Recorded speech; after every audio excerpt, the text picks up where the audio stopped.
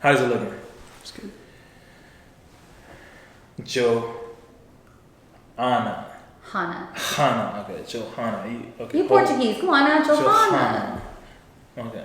You ready? Okay, hold on. These 5, 4, 3. The Jiggy Show. Welcome back to the Jiggy Show. Yes, this is season 3. I know it's been a long time. I've been gone for a few months. Some of y'all been tweeting. Some of y'all been texting. Some of y'all been calling, asking for it, wondering where it is. Well, it's here. I'm back. We're back. And this is season 3, episode 1. And this season is going to be better than last. And I took a lot of time off. The reason why I took so much time off, I had a goal coming into this season. I wanted to get it a specific amount of subscribers to the YouTube channel. So if those haven't subscribed yet, subscribe to the YouTube channel, you know. And I wanted to also get a few sponsors on the Jiggy Show. And didn't meet all the goals that I wanted to, but I mean, we're back. So we had to, the show had to keep going. And we're here today, episode 1, and I have a friend of mine, a good friend of mine, Johanna. She wanted me, I couldn't pronounce her name. I'm horrible with names. And I hope I said it right. And yeah, we're here today, and this episode is going to be a little sensitive and personal. So please tune in, and like for those at home, brace. See, it's been a long time since I did. This is what happens when you take a lot of time off. You forget shit because you just do things from the top of your head. But yeah, it's been a long time. This is going to be a very intimate and close and personal episode. And I'm going to let her introduce herself so she can pronounce her name correctly because I'm trash. And yes, the floor is yours. Which I want to know. What's your name? Johanna. Where are you from? Here. Where's I live here? Here now. Where's here now? Reston, Virginia. Okay. That's where we're at. Yes, and the episode today is going to relate to domestic violence and a little bit of like toxic relationships or relationships in general. And yes, Joanna has been through I don't want to say, is the word tragic appropriate for it? A tragic experience? It is. I mean, you can say tragic. I think that's probably appropriate. Yeah, she's been through a tragic experience, and she's brave enough, and I'm very grateful and thankful for even her to come in and sit down and talk about this, because like a lot of people are like, a lot of shit, this situation happens very often. A lot of people go through it and they're scared to talk about it.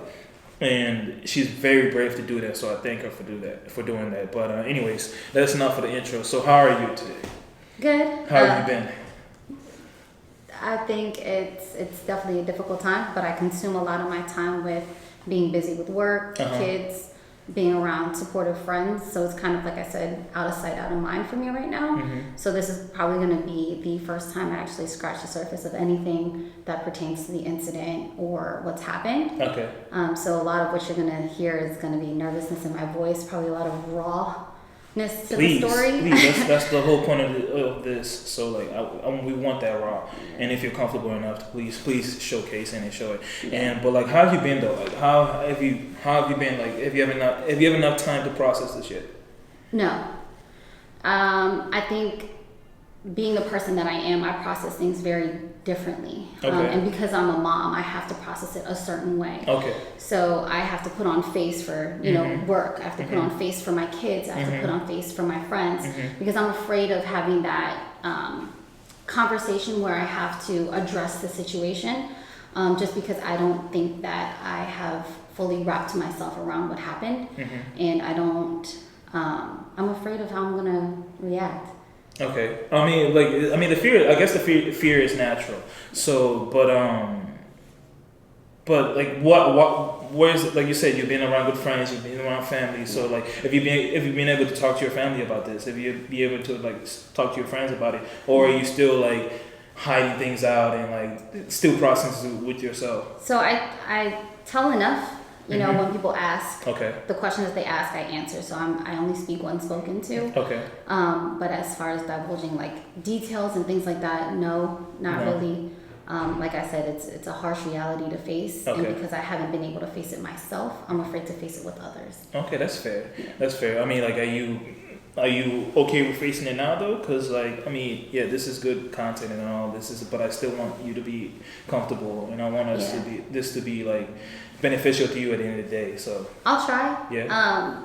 If at any point like I hesitate, I'll probably take a deep breath. Yeah. And try. It's okay to cry too. I mean, I wish I had some tissues around, but I mean, yeah, I can ask somebody to go get one if you need one. But yeah. So how's it been though?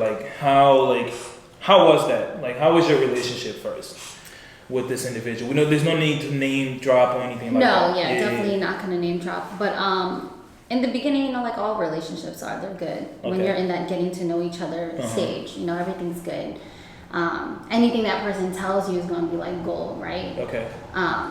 Because you try and find things to relate with on a different level to see like where it can go in the future, right? So everything in the beginning is. So you saw a future with this individual before all of this? No. You didn't see a future? Honestly, no. I knew what I was getting myself into because there is such an age gap between the two of us. Okay. I didn't expect. What is the age gap, if you don't mind me asking? It's 10 years. 10 years. Okay. Wow. Okay. So wait. I know it's rude to ask, but like, how old are you? I'm 31. Okay. Oh, so he's a baby. He's an infant. Okay. All right. Okay. Go ahead. All right. I feel old right now. Damn. Yeah. But given his circumstances, his life situation, things that he's been through, conversations that we've had, just on a, I don't even know how to describe it. It was just, he came off very mature. Okay. So the age kind of just went out the window, and I kind of disregarded it. Also because, you know, when I was his age, I was in a very different circumstance. Okay. So, you know, I got married young, I had kids young, so I wasn't immature at 21, 22, so I never put it against him that he was going to be that way. Women tend to mature like different and better and like quicker than men though too. Yeah. So yeah, like, all right, word. So yeah, he was younger, and you didn't see a future with him. Not initially. Okay. It wasn't until much later. Okay, how much is later though? Like, how long were you guys together? Probably like in general. Yeah. We're together for 10 months. Oh, okay. So it wasn't really like I thought for some reason you guys were together for like a year or plus. I know. Okay. Instagram has a funny way of showing a very interesting timeline of things, I guess. Okay. So we all were deceived. Okay. So like short period of time. So he was immature. And you didn't see longevity with him, but you shared a significant time with this individual. And like, so how was that time in that moment? Did you see any kind of signs of him, I guess, getting out of character? Let's use those words. I wouldn't say getting out of character. I think what drew me most to him was he was the complete opposite of me. Okay. You know, anybody that knows me, I'm very low key. I like to stay in the shadows. I'm not, I guess, extra by any means. He's the opposite. He's very outgoing, very extroverted. Will talk to anyone, make sure everybody's having a great time. Okay. So I think that's what lured me to him because it brought that side out of me. Okay. The relationship in the beginning was great. There were a lot of red flags, but I think that I just kind of ignored them because I didn't think that they were significant enough to really observe. Okay. Do you mind me asking about those red flags? What were those red flags that you did ignore though? So there'd be instances where I'd catch him in lies. For like, there'd be stuff on social media. Okay. You know, he would post things that were like explicit between him and other females. You know, he got caught a bunch of times just talking to other women and stuff like that. So those were all the red flags. And why did you choose to ignore those though? You said they weren't significant, but I mean, like, entertaining other women, people that are gonna be watching this, they're gonna probably be like, because I didn't establish whether I wanted this to be long term yet or not. Oh, okay. So this is still in the beginning stages. Yeah. Okay. All right. Yeah. So you couldn't like, I guess, like call him out on it or too much because you guys were still fresh. Yeah. Okay. So then, but you decided to stay. I did. Okay. So what made you want to stay? Because I'm trying to understand. Like, we're here now, obviously, but then like a lot of shit before it happened. Right. So like, I'm trying to understand the timeline. So like a few red flags in the beginning. You let it pass, and now we're here now. But like, what happened in between those red flags and now? I think it's more so the person that I am and how I grew up. I grew up with a lot of abandonment issues. Okay. And not to say that my parents weren't around or anything like that, but you just to yourself. Yeah. Okay. I was picked on as a kid. Okay. You know, bullied and stuff like that. So having to deal with rejection or having somebody turn away from me or turn their back on me was always something that gave me high anxiety. So I would naturally cling on to anything that made me feel good, whether it was for the moment or whatever the case may be. I would always hold on to something. I got you. I always felt like if I turned my back on someone, then it would be kind of like karma would come back around to me. Because people did that to you back then. Yeah. True. That's interesting. Dope. Okay. I mean, that's not dope, but I mean, like, well, that's interesting. So that drew you in to stay with him, and like in between that time and now, like, what happened? Because people always want to know, like, you must have done something. Why did he react the way that he did? Why did he get physical with you? And like, what happened in that time? Like, did you do something in order for him to step out and act out of character? And like, what happened? Are we talking about like the incident itself? In the incident itself, yes. We're talking about the incident itself. Which the incident, like domestic violence for those that like wondering what the incident is. So what happened in that time? Because like you said, Instagram has a way of showing things. You guys, from my perspective, you guys seem like you guys are good. Yeah. So I mean, just like any social media platform, right? People will only post what you want. The highlights. What you want other people to see. And usually, it's going to be good. It's never going to be the bad, right? Yeah. So that's what everybody saw. Okay. Nobody ever saw what happened behind the scenes, like the cheating or the deceiving and mistrust and misunderstanding, miscommunication, all those things. Okay. So to go off of the incident, we went to a birthday party for my friend. And before we had left, I had prefaced the entire night by saying, please, whatever you do, don't get drunk.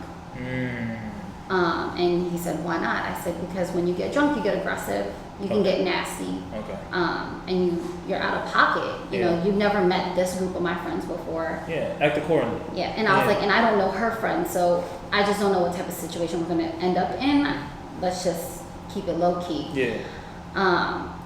And he already had it set in his mind that he was gonna have a good time. Okay. All right. You mentioned that when he gets drunk, he gets aggressive and all that. So like in the past, the times that he was drunk, did he get aggressive before? Yeah. What is aggressive though? Like define that to me. Or like what did he do? So the first incident, he had actually choked me. Ooh, really? Yeah. Wow. And he was drunk that time. Okay. Actually, every incident that he's ever put his hands on me was when he had some sort of. Okay, so my bad. So he's put his hand on you multiple times prior to this last time. Yeah. Okay, so like, all right, so like experiencing that, like, as a woman, like, how does that make you feel? Especially everything that you dealt with in the past. Yeah. So like, how did that make you feel? Like you knowing that he put his hand on you, but still the next day, I guess you forgave him, right? Okay. So like, how was that? You just kind of go numb. You go blank. You don't look at the person like, what the hell did you just do? You look at yourself and you're like, well, what did I just do? I think that was the initial shock. You start blaming like, yourself. What did I do? Like, what could I have possibly said to you to get you to that point? It was something that I couldn't put together. So because I couldn't understand it, I just threw it in the back of my head or brushed it under the rug. Did you ever like talk to anybody about this? Like in those moments, like reach out to a friend, I guess a family member? I actually reached out to his friend. Oh, okay. All right. So how did that go? So the argument had started because he had a video of some girl twerking, right, with her ass out or whatever, and then the second half of the video was him sliding his hands between her legs. Ooh. So I had pardon my reactions too. I don't mean to hype this, but you're fine. Yeah. Okay. Wow. So I had confronted him about that, and the whole situation, he's telling me that's not me. First of all, in that group of people, he is the only person that has a certain very distinct voice in the way he talks. Okay. And he is the only light-skinned person in that group of people. Everybody else is dark. Right. So he's telling me on the story, right? Yeah. He's telling me, no, it's my friend such and such. Call him, right? So you call that friend that okay, word. Yeah. So I said, okay, I'm gonna call him. So I called him, and his friend vouched for him on everything. Yeah, of course. Yeah, on everything. And as I'm talking to him, I'm like, all right, I'm starting to ask him stupid questions. Like, all right, if that was you, what color jeans were you wearing? Okay, cool. He got the guess right. For whatever reason, he guessed it correctly. Detective. Right. You're getting down to the details. Yeah. Word. And he was just like, he's drunk. Like, let him cool down. Like, it'll be all good. I'm like, no, that's not okay. Like, you know what I mean? Like, nobody should ever have to witness that type of shit. Facts. In a relationship period. Facts. And so we're just going back and forth, and he's like, I fucking told you, don't you feel stupid now? Ooh. Like, just pretty much throwing it in my face. Yeah, right? Making you feel dumb when he's the guilty one. Yeah. Crazy. And so I was like, why the hell would I feel stupid? I was like, the only person that feels stupid or should feel stupid is you. Because you're just blatantly lying to me. And he asked me to give him his phone back. And I said, no, I wasn't done talking. And he said, give me my fucking phone. Okay. And this is while he's drunk. Yeah. Okay, gotcha. So I'm like holding onto his phone, Uh-huh. and he goes to grab it, and I tossed it to the side, and he snapped. And that's when he had choked me. Wow. Wow. But it didn't last long. It was like he just put his hands around my neck, and then he realized what was going on. He let go and he walked out of the room. Wow. And then that was just the end of that. What did you realize in that moment though, as he's choking you? How did you feel? Like, this is the person that you claimed that, I guess, like, I don't want to use the word love, because I guess, like, relationship maybe didn't establish at that point. I don't know. Maybe it did. But, like, how was it for you, like, him putting your hands on you in that moment? Like, this is the person that I choose to be with, and he's doing this to me. If I'm going to be honest with you, I didn't have a feeling or reaction. You was just numb. Yeah, I think I was more stunned by what I was seeing on his phone, that it just kind of overpowered the fact that he just put his hands on me. Okay. Wow. So, like, after being numb, like, after going through that, like, how does somebody process all that? How do you handle that? And how do you find forgiveness? That's my next question. It's funny that you say that.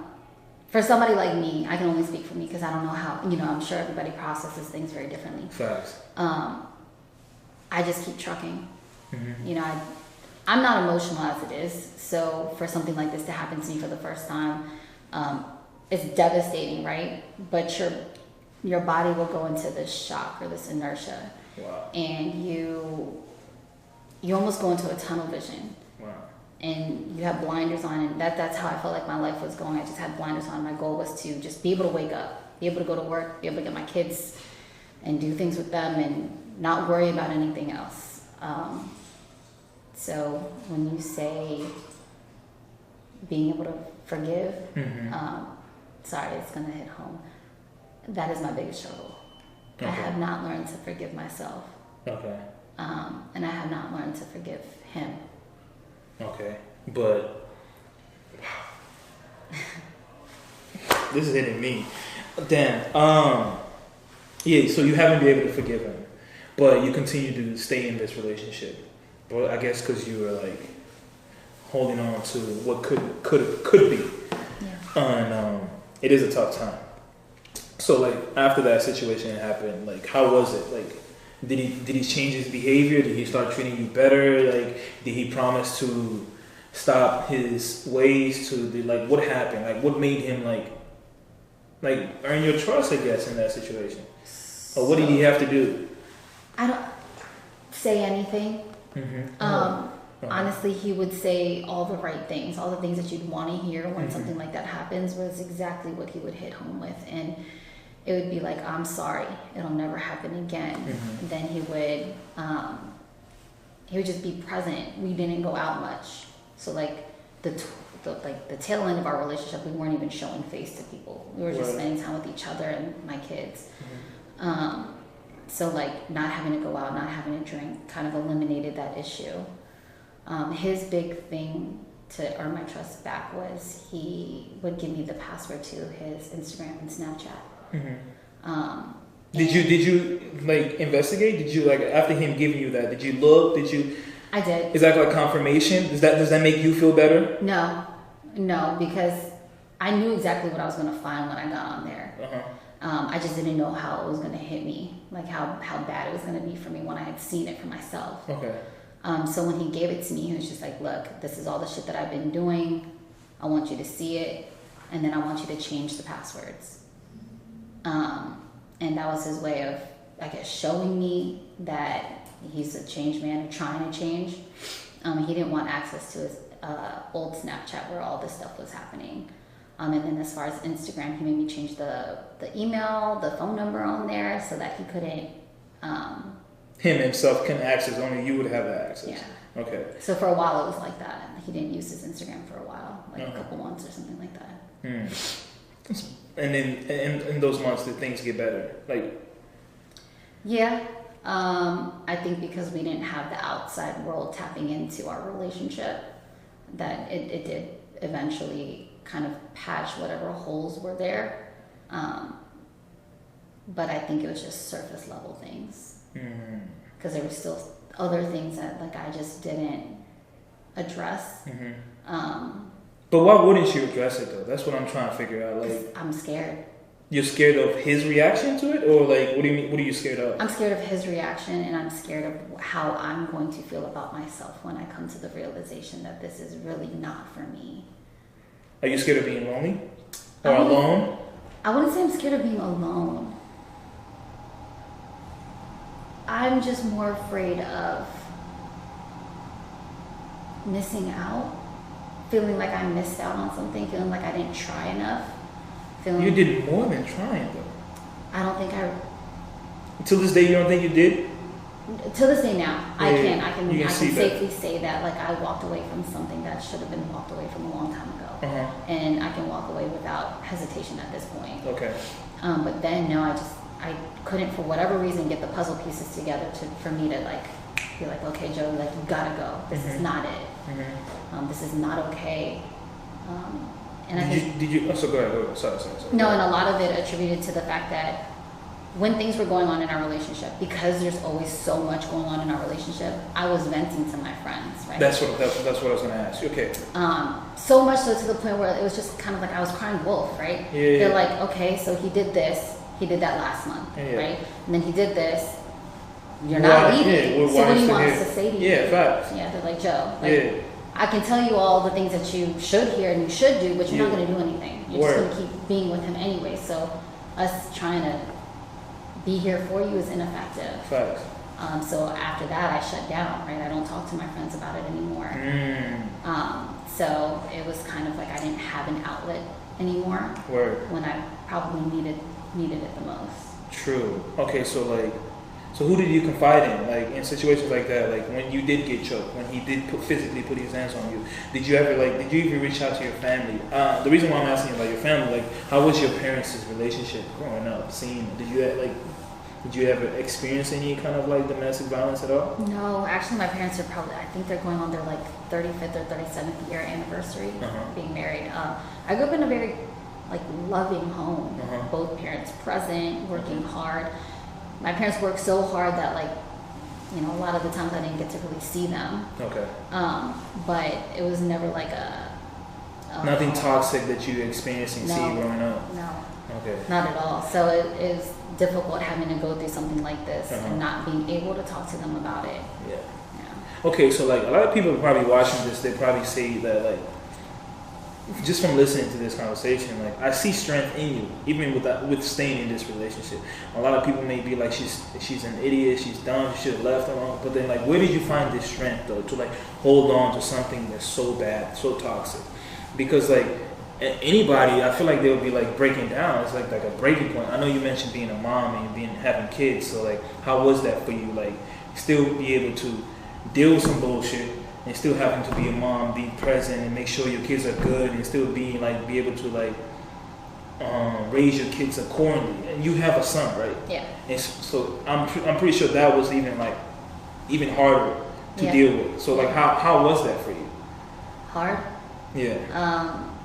It's almost like I'm in a constant battle with myself, right? Like I know what the right thing to do is, but for whatever reason, I can't grasp myself to do that. I can't grasp myself to leave a situation that I know that I'm no good in, right? I'm not appreciated. Obviously doesn't care about me or my situation that I have going on in my own personal life outside of our relationship. Yeah. But yeah, when I look back at it now, right, and I don't know if this is the right word, but it's almost like you get brainwashed, right? Wow. Wow. Like, and I'll give you an example. So in the beginning of our relationship, we used to FaceTime all the time. So we FaceTime before we go to bed, we FaceTime and wake up to each other on FaceTime, right? Okay. So 24 hours. Honeymoon stage. Right. Okay. It ended up graduating all the way to the end of our relationship that we were FaceTiming every day. At first I thought it was cute, right? And I'm like, oh, that's cute. You always want to talk to me, whatever. Then I started to realize over time, him being on FaceTime with me was to secure the fact that I wasn't going home with anybody. No one else was laying next to me. Manipulative. Yeah. Wow. And when I realized this was when I went to happy hour with my coworkers, and he was at home, and I was letting him know my every move, right? I'm like, hey, I'm at happy hour, we're about to leave, I'm in the garage, I gotta get gas, I'll call you when I get to the gas station. Called him when he got to the gas station. The whole time he was texting me like, I'm tired, I'm sick, I just took NyQuil, probably gonna pass out. So I'm on the phone with him and I'm like, hey, go to bed, get some rest, I'll call you in the morning, you don't feel good. And so I get home, and the following morning, he is pissed. He was like, now I know where we stand. We always go to bed on FaceTime together. He was like, who the hell were you with? Who was at your house? Whose house did you go to? And I'm trying to explain the whole thing from A to Z, and he just kept digging at me that I was with somebody. Because he's doing dirty. He's doing dirty. These are guilty conscience, right? Sure. Screams guilty conscience. Sure. Yeah. So that's when it kind of snapped to me, like, you're not on FaceTime with me because you want to talk to me every day. day. Yeah, you just want to make sure. You're just securing yourself that I'm by myself. Word. When I get home. Word. Didn't talk to me for 2 days after that. Wow. He ignored me for 2 straight days. Yeah.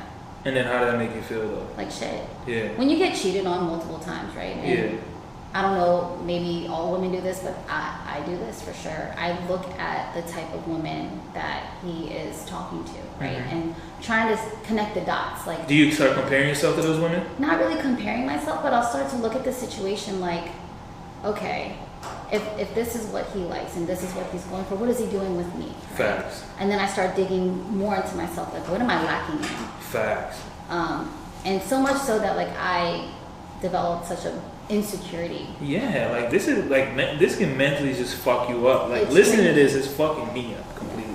That's crazy. Yeah. Wow. And then like you did have your friends there, but then like they saw everything that was happening, so like processing this every day on your own. Yeah. Okay, so like moving forward. All right, so you found a way to forgive him, I guess, and you try to make it work. And so this happened a few weeks ago. Which part? Which one? The incident, him actually like about like almost a month ago. A month ago? Yeah. Okay.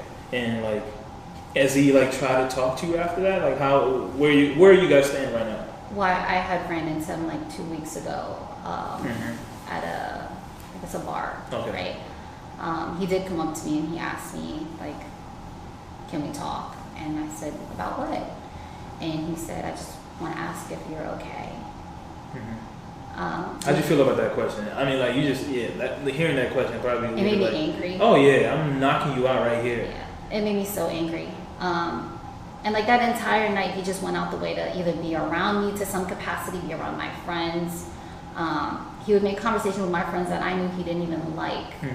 And so the whole time, I'm like, this is a show for him. Yeah, trying to clean up his reputation. This is a show for him. This is him trying to gauge my level of... anger, or trying to gauge like where my head is at to like intimidate me to some capacity, right? Yeah. And that was the last time I had ever seen or spoke to him. Okay. Wow. So going back to the incident. Yeah. You mentioned alcohol earlier, so I guess he gets out of character when you guys are drinking. Was he drinking at this moment? Yeah. What were you like? Can you paint me that picture? I know it's tough, but can you paint me that picture in that moment? Like, what was going on? So, remember I told you we went to my friend's birthday. I prefaced the night with, please don't get drunk. Okay. Gets drunk. The whole night goes great, right? We're having a great time, even though he's drunk. We start walking to the car to get home. He's stumbling. And I'm like, just get in the car. There's cops everywhere in Arlington. Yeah. We're in the car, and I could tell he's kind of like bobbing his body. So I'm like, do you need me to pull over and throw up? So I pull over, he throws up. Okay. We get all the way home, and he gets sick again when we get in the garage. So he starts throwing up right before we get into the door. Mm-hmm. And my concierge can see because there's cameras right outside of her door. So she's coming up and she's like, hey, is everything okay? Like, do I need to clean up? I'm like, no, he's good. I'm just going to bring him upstairs. We get to the house. He has like throw up at the bottom of his pants, right? So I'm helping him get undressed, taking his pants off. You're such a, wow. So the only thing I asked him to do, I said, here, take a toothbrush, brush your teeth. The rest is up to me. So I help him take his shoes off, socks, pants, and then I end up getting him in bed, mm-hmm. right? As I'm emptying out the things in his pockets, I put his wallet on the counter and then his phone. Oh, okay. Back to the phone. And so I had asked him, like, did you take pictures from from tonight? I was like, I want to see the pictures. And he's like, I don't know, I don't remember. I was like, I'm going to go look, right? So. Because you got the password and everything. Yeah. Gotcha. So I look on the phone and maybe 2 pictures up, it's a picture of some girl half naked. Oh, man. And it wasn't like a screenshot of like a magazine cover or some model or something. It's this dirty mirror picture of some girl half naked, right? So I knew for a fact that he knew this person. So I go up to him and I ask him, like, you know, who's this? Oh, wow. And he said, I don't know who that is. And I said, yes, you do. He was like, how do you figure? I'm like, this is not just some regular picture. This is an average photograph that somebody would take on their free time on Facebook or something mm-hmm. like that. Mm-hmm. And he was like, I told you I don't know who the fuck that is. Mm. And at this point, he gets like, very defensive when he's guilty. Yeah. Okay. At this point, he's getting like upset, right? Because he's like falling asleep, and I keep trying to wake him up. So I'm like tapping him, mm-hmm. like, hey. Mm-hmm. I'm like, I want to know who the hell this is. Mm-hmm. I'm like, I know you're lying to me. Mm-hmm. I'm like, I'm just asking who is this? How do you know this person? Mm-hmm. So he gives me this, I don't know who the fuck this is. I told you I don't know who the fuck this is. Leave me the fuck alone. Wow. Right? So I'm like, okay, well, you're not going to lay in this bed. You're not going to lay in my bed. Get the fuck up. Yeah. Yeah. So I nudged him with my foot to get off the bed, and he snapped, but completely snapped. And sorry. No, take your time. It's tough. He picks me up. Oh, okay. And he punches me across my face. 3 times. Wow. And as when he stopped punching me, he kept saying like, yeah, you don't know who the fuck I am. You don't know who the fuck I am. Wow. He's like, you keep trying, you don't know who the fuck I am. And I had a hoodie on, and he grabbed my hoodie, and he headbutted me straight on my head. Wow. Wow. Really? And I just, yeah. Wow. And you're a very, very, very strong individual. And I'm not just saying that just to say it. Like, you are very strong. Yeah. Thanks. Wow. So again, I mean, like, damn. All right, let me take your time. Take it. We can take like a 10-second. Soak that in right now. Yeah. So I fell to the floor and I started crying, and all I could think about is just like, fuck you, right? Just, you're a bitch. And that's all I kept saying. I was like, you're a bitch. You're a fucking bitch. And he had left the room. Mm-hmm. And I was like, you're a fucking bitch. And I kept just saying it over and over and over again. And I was like, why the fuck would you do that? Like, who the fuck do you think you are? Wow. And he comes back in the room and he said, call me a bitch again. No.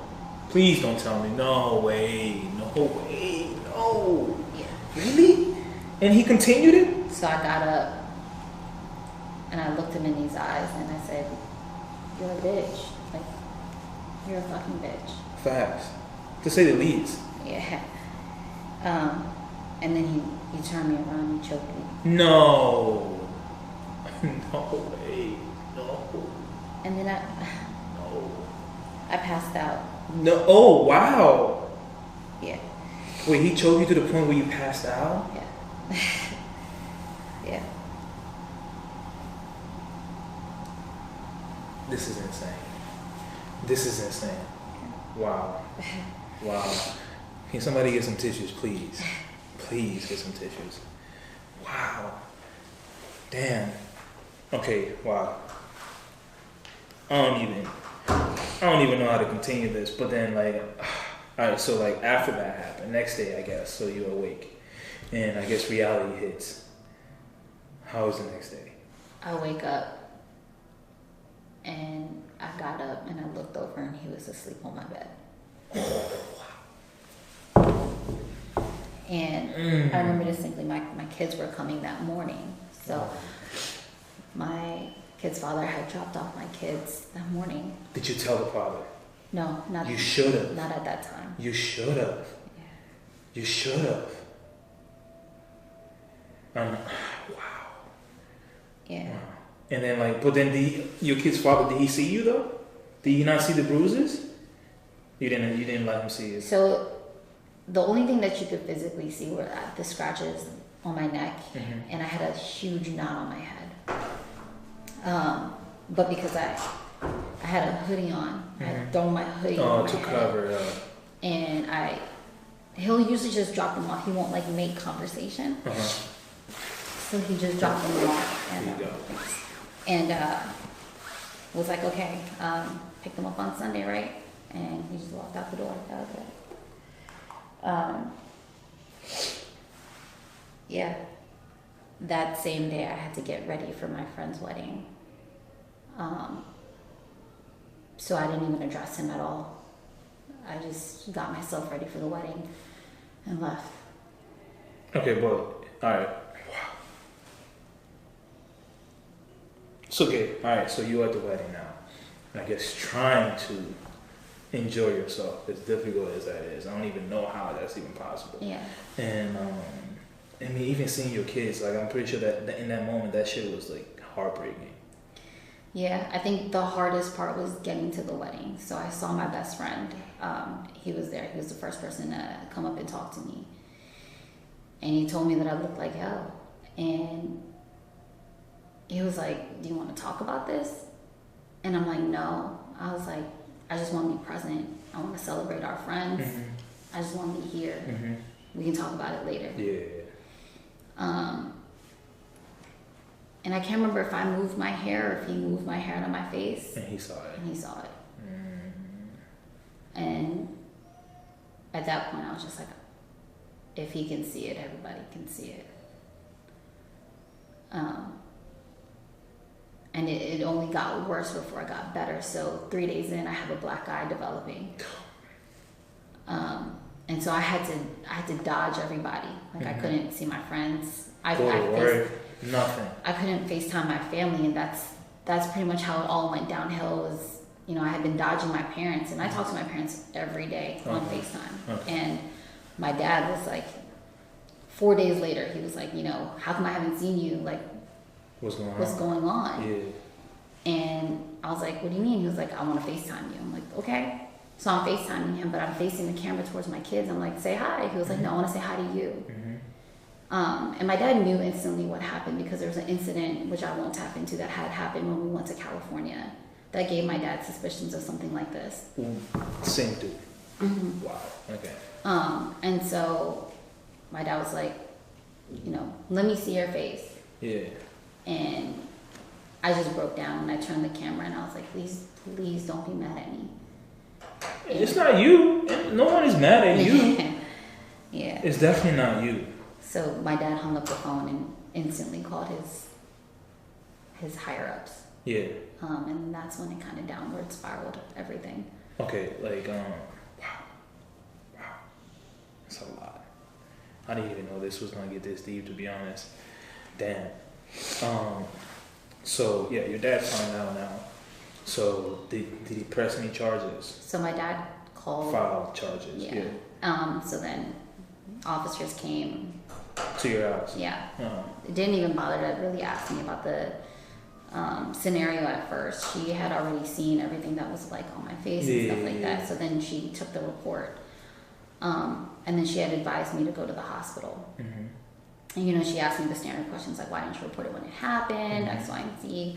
Why didn't you report it when it happened? I mean, obviously we just talked about it, but processing that takes some time, of course. But why wasn't your initial reaction this is a piece of shit? He doesn't belong anywhere in my life, or probably with the next person. So why have that hesitation? Because I kept thinking it was something that I did. You did wrong. Wow, that's fucked up. Yeah. That's fucked up. Yeah, I kept trying to internalize that it was my fault. Like I provoked that, and it was always like I'd make an excuse, right? Every time you hear the story from me, it was I asked him a question while he was drunk. I shouldn't have asked him a question when he was drunk. Like that's how I kept processing it. And I think that's why it took me so long to realize what was really the issue. Yeah. Yeah. Damn. Wow. Okay. I mean, like, again, you are strong. Strength is incredible. And okay, so this happened like a month ago, right? We've talked in between that. Like you gave me like small details of what actually happened. I actually didn't think it was gonna be this deep. People, like, if you're watching this, and like this is the first time we actually having this conversation in details. I didn't know it was like this. Because like usually when you hear about like situation, people in a relationship and toxic relationship, domestic violence and all that stuff, that people always judge from the outside looking in. It's like, yeah, why didn't she, like, she saw all these signs, why didn't she leave? Like, he was trash, he cheated on her multiple times and all that stuff, but they don't really understand what actually is happening, what is actually going on. So, and like, I sympathize with you, and I definitely understand, and like, there's a lot of empathy also too. Like, this is, I don't, like, if you were like, we're not even blood, I want to beat this man's ass. Like, for like he deserves to get his. Like, I don't believe in anybody to like ever put any hands on women. Something that I'm against. And like, people always say don't judge other people from whatever situation, but I firmly believe that I don't think anybody should put their hands on women. That's just crossing the line, like, in so many ways. And so how was that for you? Like, from when it happened till now, like, for you to like actually realize that, yo, like, I'm not the problem. He was the problem. What did you have to like actually go through, like, mentally? Like how was it? Like, how was that process? It was rough. You know, when everything happened, my friends and family were instantly there for me. They were very supportive. They didn't question me. They didn't press anything on me. They just kind of let me say what I wanted to say, feel how I wanted to feel. And it was hard. You know, like, a lot of times I think people think that if they keep themselves busy enough, right? You forget about it. It'll just go away. But honestly, I just started to realize, like, as I was going out and hanging out with my friends more and doing things, I was just postponing the pain from coming and just me being able to go through the motions. So after a while, I just stopped, right? I took a hiatus from work because I had found out that I had a concussion. So because of me not being able to physically, like, go into work, and because of the concussion, I wasn't supposed to go into work. I took those days to just soak it in, right? Sit in my room by myself, no TV, no music, and just let me feel like what I needed to feel. And I was always a heavy writer as a child. I always journaled as a kid, so I would just write everything down. And everything that I wrote were just random words. They weren't even sentences. It was just everything that I would feel in that moment. And I was just like, I need to talk to somebody. I need to talk to somebody who understands. I need to reach out to someone. And I just randomly called a domestic violence hotline. And I talked to somebody. And, you know, it's nice at first, right? Because it's a stranger, not a biased opinion of people that know both parties. It's just a complete stranger hearing the story. But then I realized, like, that doesn't help me. My biggest struggle was the fact that I wanted to talk to somebody who had been in my place, who had, if not suffered something worse, then something very similar. Because I feel like that's the only person I could talk to that would understand. Relate. Who understand, like, why I'm feeling the way that I do. Because a lot of the times I feel guilty. Even to this day, I feel guilty. You know, like, because you saw all those signs, because you could have left. Is that why you feel guilty? No, I feel guilty because now what's gonna come of this man's life? I'm just gonna give you this advice. That's not your responsibility to worry about. That's the least you need to worry about. That's like your job of protecting him, or of being there for him. He threw that shit out the window.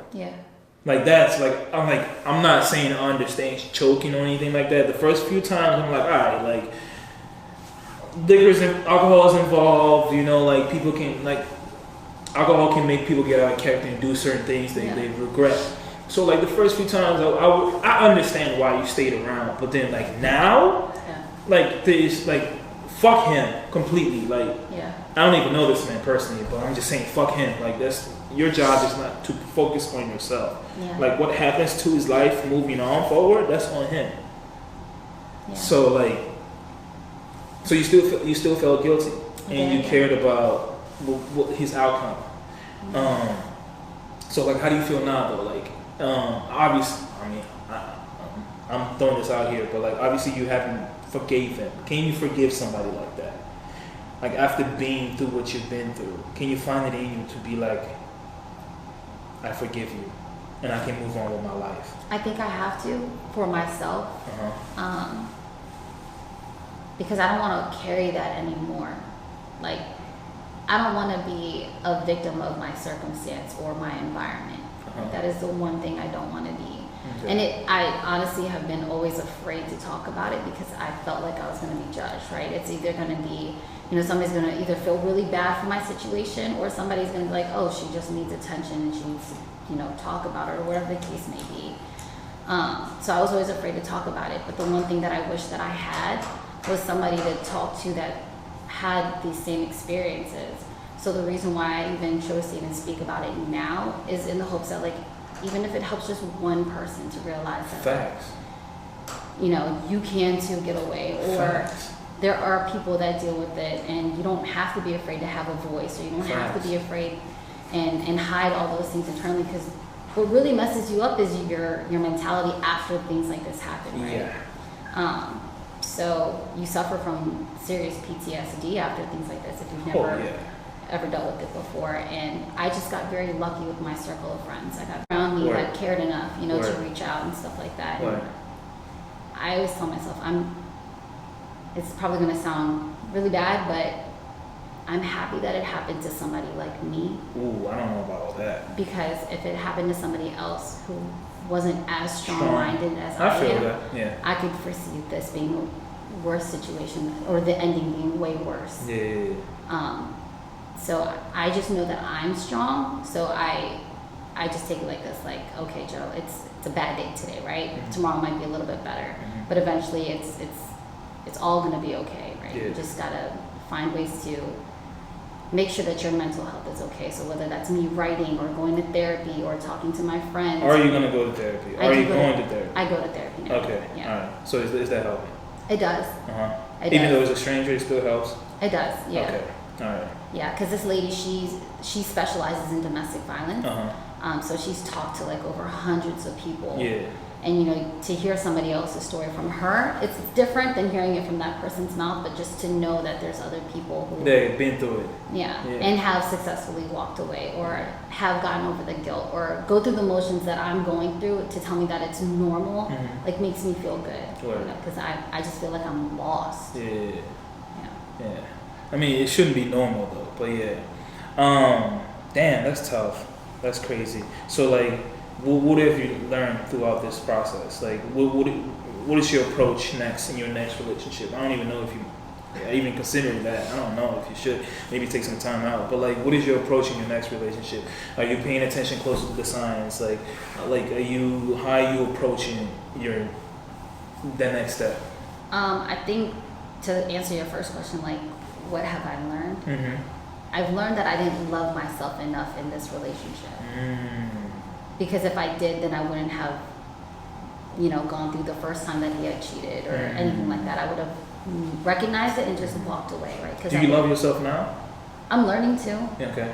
I think situations like this, you get overshowered with love, especially when you have such a good support system, that it helps you. It rebuilds you. And so, like I said, I just got really lucky with that. Okay. So yeah, learning to love myself again. Okay. And like, for future relationships, I've never been the type of person that will carry whatever happened in my past into my next relationship. I always kind of clear it off, because this is a new experience though. Yeah. I don't know. I'm not closed off to relationships or finding another person. But I know that I'll be more aware, more cautious, and when I do see a red flag, I'll probably just throw in the white towel. Just I'm out. Can't do it. No. Word. Okay, do you ever see yourself forgiving him? I do. Yeah. I want him to get the help that he deserves. Oh yeah, seek help, bro. If you're watching this, I don't know what you're doing with your life. I don't know what you're doing in your spare time. I don't know you, period. But an advice from me, bro, seek help. Seek help. You're probably gonna get a few people after you after watching this, because I mean, it's insane. But yeah, seek help, bro. Go see a therapist or something. But okay, another question too, that since you're somebody that's been through it, and like again, you're a strong man. Like this is the reason why they say women are more stronger than men. Literally, this is a vivid example to that, and this is true. And you are like everything you've been through. Like people always judge and come in with judgment and think they know everything, but like the situation is, no one knows how to handle a situation if you are in that moment. Right. So like you did the best you could, and no one is faulting you for that. I'm pretty sure everybody's gonna be watching this will completely like understand. But you say you can't see for yourself forgiving him, and this is October is Domestic Violence Month, mm-hmm. and Domestic Violence Awareness. And have you heard other situations like this? Have you heard other stories about this? Mm-hmm. And my question is like relating to just like the whole like everything in general. Like pretty much what I'm trying to get to is like, you know, like I guess it was in 2009 when Chris Brown and Rihanna had their incident. And people always like criticize her, like, why do you forgive him? Why you and all that stuff? Like, you being in that space that Rihanna was in, do you see why she would be able to forgive him, somebody like that? Yeah, you know, I don't look at him as a monster, right? I look at him as a very broken person. He came to me very broken, very lost, and I can't expect anything more from somebody who's that young, right? What was very unfair was the fact that when I came to him as a whole woman. I had recovered from all my past trauma. I was already like in my career, had my own thing going on. Okay. And to be in a relationship was just to add on to my success, right? And to add on to the peace and just have somebody there, right? To celebrate with. That's usually what you're in a relationship for, is to share moments together. And I didn't realize it till later that when he came to me broken. And so I don't look at him as a monster, I just look at him as somebody who's lost. And I feel like, you know, people will ask me, like, what do you think is fair punishment for him? What do you want to see happen to him? And it's never going to be, the answer is never going to be, I want him to be locked away for life, right? That's not something that I would ever want. It's not in your heart. You're not the kind of person. Right. I just want him to get the help that he deserves. So if that means you got to go to AA meetings, or if that means that you have to go to anger management, whatever the case may be, for however long that it needs to be, you have to, like, one, acknowledge what your issue is within yourself, and then face it dead on. And that's the only way he's going to be better. And so that's the only thing I wish for him. Like, again, I don't hate the guy. I don't think he's a bad person. I just think that he was very lost. Okay. Wow. You're a great person. You're a great person. Many people would not have handled this situation accordingly the way that you are handling it. I feel like you're handling this better than a lot of people would. And that's dope. I want to give you a hug. Can I give you a hug? Yeah, like this is crazy. Wow. And also, like, before we cut off, that was the first episode. That is the first episode of the Jiggy Show. And super happy. Before we cut off, is there anything you want to tell him? You want to say to him? If you can just like look at the camera. Oh man.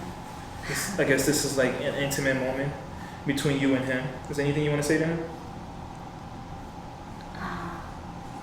If there's nothing, then it's fine. I don't want to say I forgive you just yet, because I don't. Okay. Right? I'm still learning how to forgive myself, and before I can do that, before I can forgive you, I have to forgive myself for what's happened. But like I said earlier, like I don't think that you're a bad person. I don't hate you by any means. I still, sorry. Take your time. I still very much pray for you. I just hope that like you don't, even if you hate me in the end because of whatever comes from the situation, I just hope that in the future, whether it's a year from now or however long it takes you to recover, that you just get the help that you need and you become a better person from it and you learn from it. Wow. And years later, I know people are going to forget what happened between you and I, but as long as you become a better person from all this, then I'll be completely okay. Wow. Wow. You're a strong person. That takes strength. You're amazing. You're amazing. You're a great mom. Wow. Well, ladies and gents, that is season 3, episode 1, and that was touching. That was crazy. This wasn't choreographed. This was, wow. I don't even know what to say. Just stay tuned for the next one. I don't even know if you want to give out your social media right now, but you are more than welcome to give out your IG, anything if you want. I don't, because it's probably going to welcome people and try to start a conversation. I don't know if you're ready for all that, but if you are, please. If you or anybody you know has been through a situation similar, can't get out, needs somebody to talk to, or maybe not to the extreme of my situation, just having been in a toxic relationship, like you're more than welcome to reach out to me. I know I needed somebody to reach out to, especially somebody who didn't really know me, to talk to. But my Instagram is Johanna, so that's my first name, Johanna, and then it's .gram, GRAM. Johanna, thank you so much. Yeah. Thank you for being brave. Thank you for being vulnerable. Thank you for coming in and just talking about this. This is deep. This is crazy. I'm still blown. Like I try to act this and try to be as treat this as corny as possible. It's a lot of rage in me, but I probably want to show it's not my place to do that either. So, but thank you so much. Yeah. And that's episode 1. And everybody, please subscribe. And we're out. Thank you, John. Ooh, y'all got me crying. I'm not a cry.